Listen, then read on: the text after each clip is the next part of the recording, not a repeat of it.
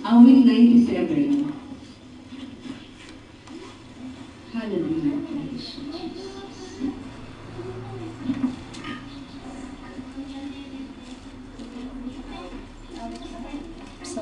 Awit 77. Si Yahweh ay maghahari, magalak ang kalupaan. Lahat kayong mga pulo ay magsaya at magdiwang. Ang paligid niya ay ulap na lipos ng kadiliman. Kaharian niya ay tapat at salig sa katarungan. Sa unahan niya ay apoy, patuloy na nag-aalab. Sinulog ang kaaway sa matindi nitong ningas.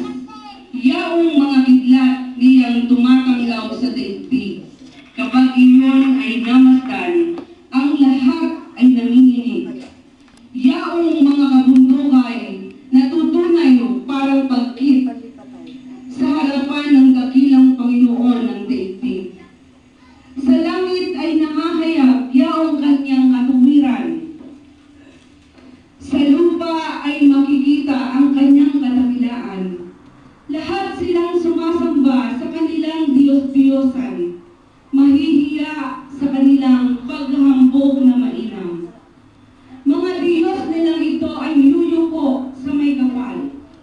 Nagagalak itong Siyon, mamamaya'y nagsasaya. Nagagalak ang lahat ng mga lungsod nitong Huda. Dahilan sa wastong hatol, yaong gawad na parusa. Ikaw, Yahweh, ay dakila at hari ng buong lupa. Dakila ka sa alinmang mga Diyos na ginawa.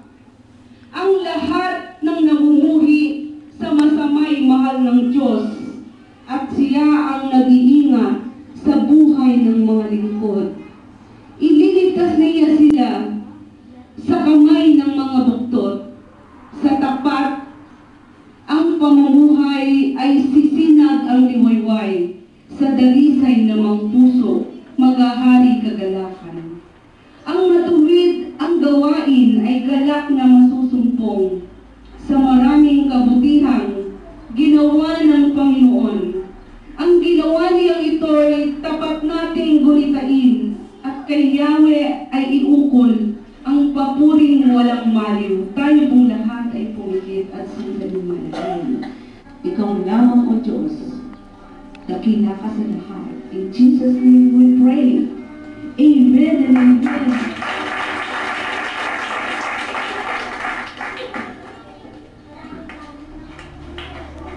Amen. Praise the Lord. Are you blessed? Yes. Amen. Praise the Lord. Hallelujah. Medyo hindi po nakahanda ang aking material sa ngayon kasi medyo wala ay nasira yung printer. Medyo dala-dala ko po ito. So ang ating theme for the month ay Vision Transformation. At ang tema na ito ay isang mensahe ng Diyos sa bawat isa sa atin, at may pamagat naman siyang perfect hatred, a total transformation. The Lord reigns, let the earth be glad, let the distant shores rejoice. Kung paano ipinapahayag ng salmistang ito na ang paghahari ng Panginoon ay nasa ating lahat. At dito sinasabi niya, let those who love the Lord hate evils, for He guards the lives of His faithful ones and delivers them from the hand of the wicked. Ang passage na ito ay magpapakita po sa atin kung paano ang Diyos talaga ay maghahari sa ating mga buhay. Totally. No reservation. Talagang sa kabuuan ng ating buhay ay makitang naghahari ang ating Panginoon. Kasi pag sinabi natin, hating evil means we cannot stand on it. Pagkamuhi sa mga kasalanan. Pagkamuhi sa mga bagay na hindi kalugod-lugod sa ating Panginoon. At pag ganito ganito ang ating nararamdaman at pag ganito ang ating nararanasan, kapag nakakakita tayo ng kasalanan, kapag nakakagawa tayo ng kasalanan, hindi tayo mapalagay. We cannot stand on it. We have no peace of mind. Pag sinabi kasi po natin, hate, hatred, hate, angry, ito ay isang attitude. Ito ay isang pakiramdam. At ito ay mindset nasa ating utak, nasa ating damdamin. Kasi nga ito po ay isang damdamin. Sabi ng isang English writer na si Olive Moore, sabi niyo dun sa kanyang research, hatred required 100 times of energy, of love. So ibig sabihin, kung tayo ay magpapadama ng pag-ibig sa ating kapwa, isang portion lang ng energy sa ating katawan ang nawawala. Pero kung galit pala ang attitude na nasa atin, kung hatred pala ang ating mga nasa puso, 100 na energy pala yung nawawala. Diba? Kanang crisis pa naman ngayon, ano? Mahal ang bigas. Bigas is energy-giving body, ano? Carbohydrates. Tama, sabi ni Ate Jean. Kasi pinag-aaralan nila. Mahal ang bigas ngayon. So kung lagi tayong magagalit, magkukonsume tayo ng maraming carbohydrates, maraming bigas. Mahal po ang bigas. Magtitipid tayo ngayon, no?